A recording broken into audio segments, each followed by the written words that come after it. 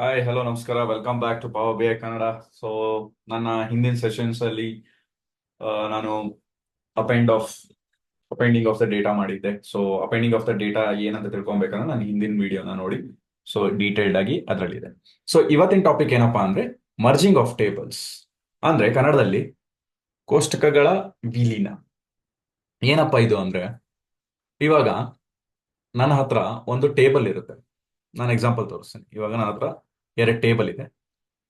ನೋಡಿ ಇಲ್ಲಿ ನಾನು ಎರಡು ಟೇಬಲ್ನ ಲೋಡ್ ಮಾಡಿದ್ದೀನಿ. ಸೊ ನಿಮಗೆ ಮತ್ತೆ ಹೇಗೆ ಡೇಟಾನ ತಗೋಬೇಕು ಅಂತ ಪವರ್ ಬಿ ಎಲ್ ಅಂತ ಗೊತ್ತಾಗಬೇಕಂದ್ರೆ ನಾನು ಹಿಂದಿನ ವಿಡಿಯೋಸ್ಗಳಲ್ಲಿದೆ, ದಯವಿಟ್ಟು ನೋಡಿ, ಸರಿನಾ? ಸೊ ನನ್ನ ಹತ್ರ ಎರಡು ಟೇಬಲ್ ಇದೆ. ಇವಾಗ ಟೇಬಲ್ ಒನ್ ಅಲ್ಲಿ order I D, date, product, category, quantity, price per unit, total price ಇದೆ. ಸೊ ಅದೇ ಡೇಟಾ ಟೂ ಅಲ್ಲಿ order I D, vendor name, email I D. So ಇವಾಗ ಏನಪ್ಪಾ ಅಂದ್ರೆ ಕ್ಲೈಂಟ್ ನನ್ಗೆ ಏನ್ ಹೇಳ್ತಾರೆ ಅಂದ್ರೆ, ಆ, ಇವಾಗ ಹಳೆ ಟೇಬಲ್ ಅಲ್ಲಿ ಬಂದ್ಬಿಟ್ಟು ಈ ಡೀಟೇಲ್ಸ್ ಇದೆ, ಹೊಸ ಟೇಬಲ್ ಅಲ್ಲಿ ಎರಡು ಕಾಲಮ್ ಹೊಸದಾಗಿ ಬಂದಿದೆ, ಅದನ್ನ ಅದೇ ಟೇಬಲ್ ಅಲ್ಲಿ ಆಡ್ ಮಾಡಬೇಕು ಅಂತ ಹೇಳ್ತಾರೆ. ಸೊ ಈ ತರ ಹೇಳಿದಾಗ ಪವರ್ ಬಿ ಅಲ್ಲಿ ಒಂದು ಆಪ್ಷನ್ ಬರುತ್ತೆ. ಏನಪ್ಪಾ ಅದು ಆಪ್ಷನ್ ಅಂದ್ರೆ ಮರ್ಜ್ ಅಂತ.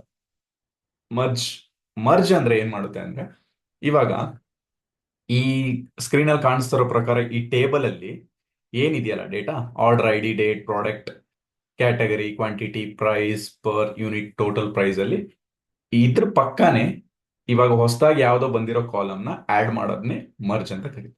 ಅದನ್ನ ಹೇಗ್ ಮಾಡೋದು ಬನ್ನಿ ನೋಡೋಣ. ಸೊ ಇಲ್ಲಿ ಮರ್ಜ್ ಕ್ವೆರೀಸ್ ಅಂತ ಒಂದು ಆಪ್ಷನ್ ಬರುತ್ತೆ. ಸೊ ಇಲ್ಲಿ ನೀವು ಐಕಾನ್ ಅಲ್ಲಿ ಕ್ಲಿಕ್ ಮಾಡಿದ್ರೆ ಮತ್ತೆ ಅಪೆಂಡ್ ಕ್ವೆರೀಸ್ ತರನೇ ಎರಡು ಆಪ್ಷನ್ ಬರುತ್ತೆ. Merge queries as new.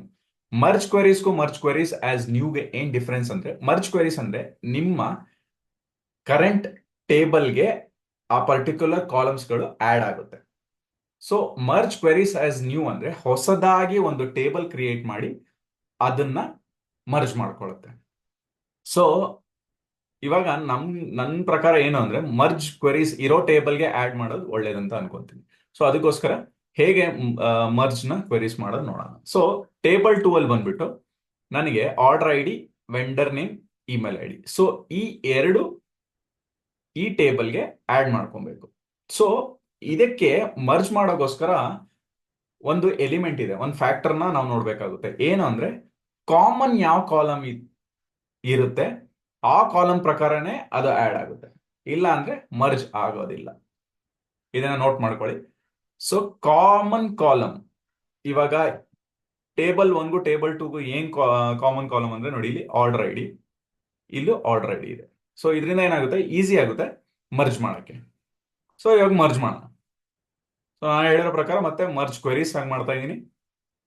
ಇಲ್ಲಿ ನೋಡಿ, sheet one order I D, date, product, category, quantity, price per unit, total price. So ಇವಾಗ ಶೀಟ್ ಟೂ ಅದನ್ನ ನಾನು ಮರ್ಜ್ ಮಾಡಬೇಕಾಗುತ್ತೆ.